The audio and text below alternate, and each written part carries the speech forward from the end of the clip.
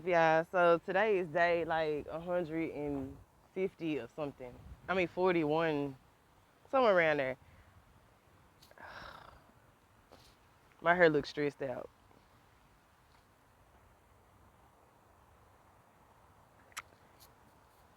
I'm stressed out. I'm stressed and I'm not stressed. Like I'm stressed because I got grass everywhere. It's pissing me off. Excuse my language.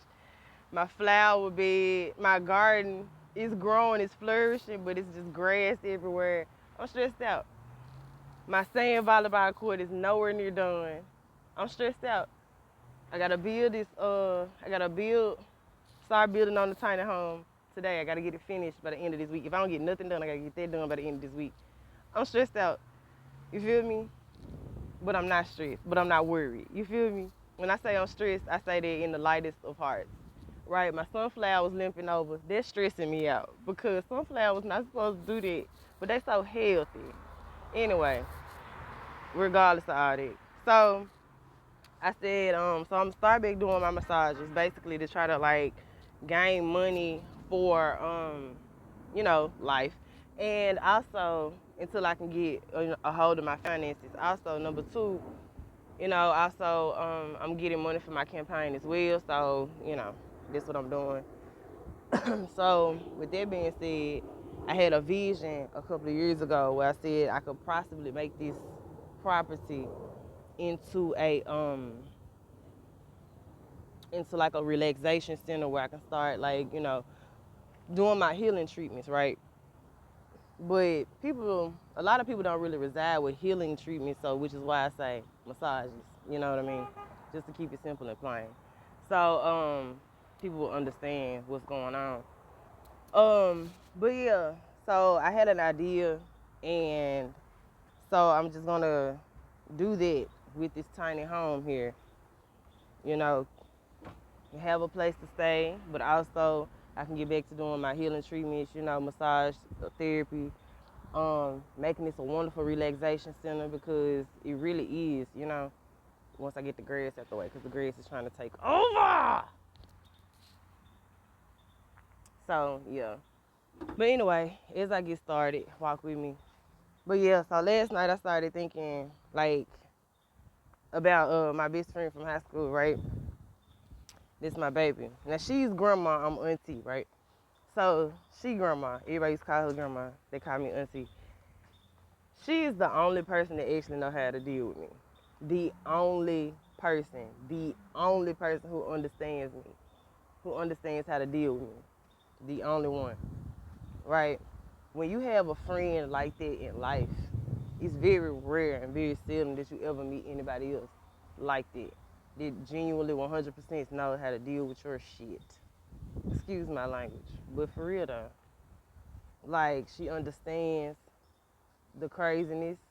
She knows how to govern it. She understands different aspects of me. Like when you have a person that understands the different aspects of you, they know when you're going through your insecure moments. They know when you're going through your happy moments. They know when you indecisive about things, stuff like that. Need to talk. I always have a listening ear. That always, get a crazy comeback for your silly answers. They understand your sense of humor. You know what I'm saying? That's a real friend. That is a real friend. Me and her, we stopped talking years ago, right? Um, and honestly, we never really talked about the situation, because of this whole jokes on you situation. Well, I'm not gonna call it the situation, but because of the whole jokes on you thing, me and most of my friends never actually got the opportunity to actually talk about, whatever it was that was going on between us, in that time, right? But I still refer to her as my best friend, though, no matter what, because like I said, when you have a friend, that's your friend for life. You feel me? No matter what happens, that's your friend for life. A lot of times we hear people say, well, I would never refriend that did this. I would never refriend a person that did that. But truth be told, every relationship is situational. You feel me? Every relationship is situational. And with me and her, like, I don't really know. I'm not saying that we will ever be best friends again.